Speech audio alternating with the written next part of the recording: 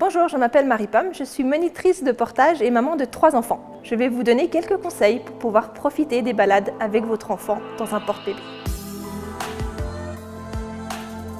Donc pour partir en balade, je vous conseille de prendre un porte-bébé physiologique. Ça permettra à ce que le bébé soit bien installé, soit confortable, puisse profiter de la balade. Et puis ça permet aussi à vous, en tant que porteur, d'avoir un moyen de portage qui soit confortable et qui ne vous crée pas de tension. Donc la position physiologique, c'est porter son enfant face à nous, que ce soit sur le ventre ou sur le dos. Il faut privilégier une position verticale de l'enfant. Il faut aussi veiller à ce que ses voies respiratoires soient dégagées. L'enfant est installé en position assis accroupi, les genoux plus hauts que les fesses, le dos arrondi, la tête dans l'alignement de la colonne vertébrale. On vérifie que le menton ne soit pas collé au thorax. Le portage nous a permis d'accéder à des endroits inaccessibles en poussette, d'aller nous promener dans la forêt ou d'aller nous promener en montagne. Le portage permet de continuer à faire des activités en famille, toutes les activités qu'on ferait habituellement avec le bébé dans les bras, et c'est beaucoup plus confortable du coup d'avoir le bébé en porte-bébé. Donc pour partir en balade, c'est important d'avoir des habits confortables, de prévoir du change pour le bébé, du change pour le porteur, comme ça si on a transpiré, ça permet de se changer. C'est aussi important de prévoir à boire pour nous et pour l'enfant, et de prévoir un petit tanka aussi.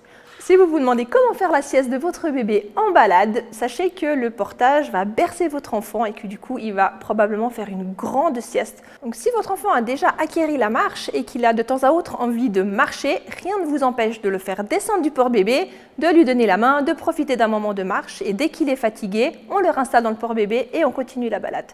Ça permet du coup de faire des balades de plus longue durée, des balades qu'un enfant ne serait pas forcément capable de faire s'il était uniquement en train de marcher. Donc souvent en atelier, les parents me demandent mais comment on va gérer les pleurs d'un enfant en balade. Donc à savoir que souvent l'enfant, quand il est porté, il va moins pleurer. Et puis si l'enfant pleure, il va falloir essayer de savoir pourquoi il pleure, de savoir est-ce qu'il a faim, est-ce qu'il a trop chaud, est-ce qu'il a soif, ou est-ce qu'il faut simplement le changer. Et voilà, de chercher d'où vient la cause et puis d'y répondre. Pour protéger l'enfant en hiver, il est important de le mettre contre soi et de mettre une veste de portage par-dessus. Pourquoi? Parce que simplement on va pouvoir garder l'échange de chaleur. Au contraire, si on met l'enfant dans sa propre veste par-dessus notre veste, il n'y aura plus du tout cet échange de chaleur et on va perdre le bénéfice du portage.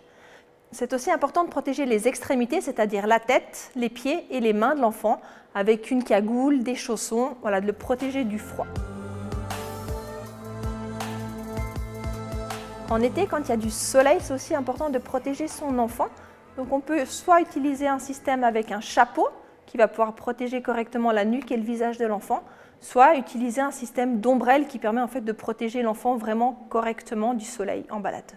Pour l'habillage de l'enfant, pensez à privilégier des matières qui sont agréables, d'éviter qu'il y ait des boutons ou des fermetures éclairs qui pourraient gêner en fait lors du portage. Ce qui est aussi important, c'est de prévoir des habits plutôt légers et de prévoir des couches en plus si jamais l'enfant a chaud, en sachant que quand il est porté contre vous, il va bénéficier en fait de votre chaleur.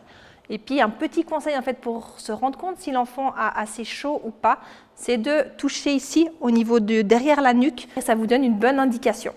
C'est vrai qu'on a tendance à toucher le front de l'enfant, alors que s'il fait froid à l'extérieur, ça ne va pas forcément donner l'indication de la température de votre enfant.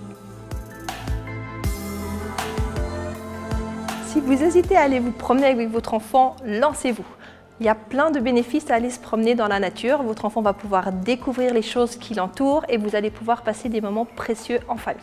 Alors il ne vous reste plus qu'à vous laisser tenter, vous laisser emmener par vos enfants à l'extérieur, profiter du porte-bébé, de faire de belles balades et portez-vous bien.